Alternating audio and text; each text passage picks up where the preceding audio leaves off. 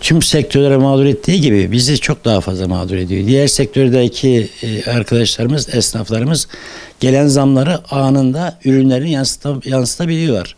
Fakat bizim böyle bir şansımız yok.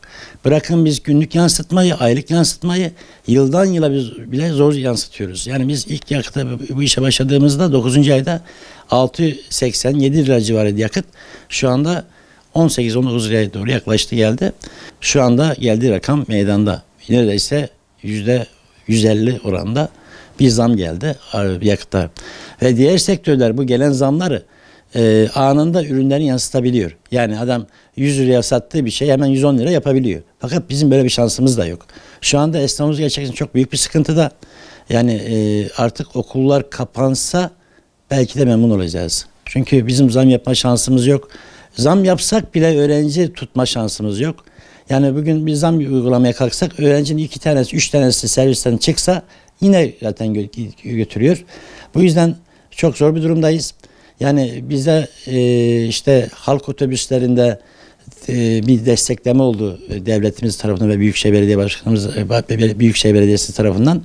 Bize buna benzer bir şey yapılması lazım. En azından mazottan bizden KDV ve ÖTV almaması, ÖTV zaten çok az da KDV almaması gerekiyor. Yani ticari olan taşıtlar böyle bir uygulama yapılması gerekiyor. Yoksa şu an her gün esnaf geriye gidiyor. Bir yakıtta da bitmiyor. Asıl bizim giderimiz işçilik ve yedek parça çok pahalı. Bugün bir minibüsün motor tamiri 70 bin TL'den başlıyor. Eğer parça falan daha bulabilirsek. 70 bin TL'den başlıyor. Ne bileyim bir en ufak bakımı 5 bin TL'den başlıyor.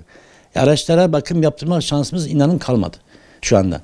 Yakıtın haricindeki diğer girdiler bizi çok daha sıkıntıya çıkıyor. Lastik 1000 liraya aldığımız lastik 3000 lira oldu. Yani artık ne yapacağımızı inan şaşırmış durumdayız. Allah esnafın yardımcısı olsun. Fakat devletimizin bize bir şekilde destek olması gerekiyor. Bugün günlük zam geliyor veya önümüzü göremiyoruz. Eğer bir zam yapılacaksa toplu bir zam yapılsa da önümüzü görsek yılbaşında örneğin tepkilerimizi ona göre alacağız. Atıyorum mazot 20 TL, 20 TL'nin üzerinde bir fiyat teklif veririz kurumlara, personel servislerine, fabrikalara, öğrencilere ama mazot 7 liradan başladık. Biz ona göre zam aldık. Zaten Türkiye'nin en ucuz taşımacılığını biz yapıyoruz. Buna rağmen şu anda öğrenci bulamıyoruz. Liselerimizde öğrenci kalmadı. Şu anda havalar güzelleşiyor. Yarın bir gün yine öğrencilerimiz yine çıkacak. Yani şu anda öğrenci servisleri çok büyük bir sıkıntıda. Allah yardımcımız olsun. Çok zor durumdayız. Öğrenci servis yapan araçlarımızın %40'ı civarı şu anda organizede çalışıyor. Yani bizi biraz farkımız burada Gaziantep olarak şansımız bu. Bizim alternatif yapabileceğimiz bir işler var. Fakat orada da yine zam yapamıyoruz. Yani biz zam yaptığımız zaman iş kayboluyor. Öğrenciler bir gün zam yapsan yarın 2 tane öğrenci terk ediyor servise bilmiyor. Bu da bize ekonomik olarak yansıyor. Liselerimiz çok zayıf. Diğer okullarımız zayıflamaya başladı. Bu da öğrenci servisine olan ilgiyi azaltıyor. Ve servisler de şu anda bizim nereden baksanız 250 civarı aracımız boşta. Biz her gün işte personel servislerine veya sosyal medyada duyuru yapıyoruz. Araç ihtiyacı olan varsa bizden temin etsin diye. Burada yine İl Trafik ve İl Emniyet Müdürlüğümüz sağ olsun güzel bir çalışma yapıyor. Korsanlarla ilgili bir çalışma yapıyor. Orada bağlanan her araç, korsan taşımacılık yapılan yerler var. Bağlanan her araç için biz iş bulabiliyoruz. Ama bu da bizim giderlerimizi karşılamıyor. Dediğim gibi mazot görünen kısmı ama gözükmeyen kısmı daha fazla. Mazota gelen 1 lira 2 lira zamlar tabii ki bizim belimizi büküyor ama diğeri bizim belimizi kırıyor tabiri caizse. Bugün en ufak bir tamirata gittiğimizde, bakıma gittiğimizde 5.000 TL'nin altına çıkamıyoruz.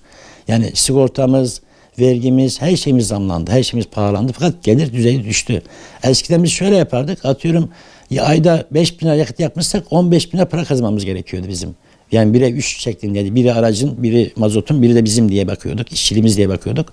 Fakat şu anda 5.000 yakıyorsak, bir 5.000 kazanırsak çok şükür para kazandık diye bakıyoruz oraya. Kazancımız bayağı düştü.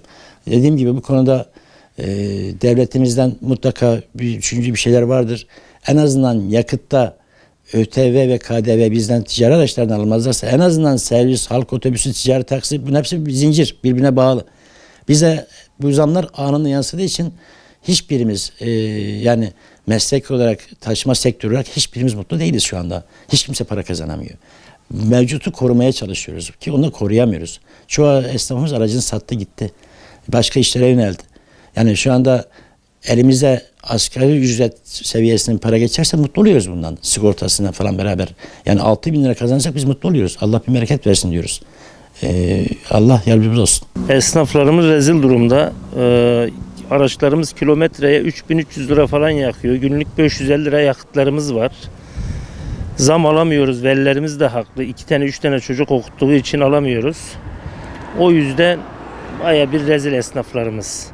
Odanın verdiği fiyatımızı da üstüne çıkamıyoruz. Şu an yakıttan dolayı kötü durumda esnaflarımız. 3 ay önce ilk okul açıldığında 550 liraya fulluyorduk. Şu anda 1600 lira oldu.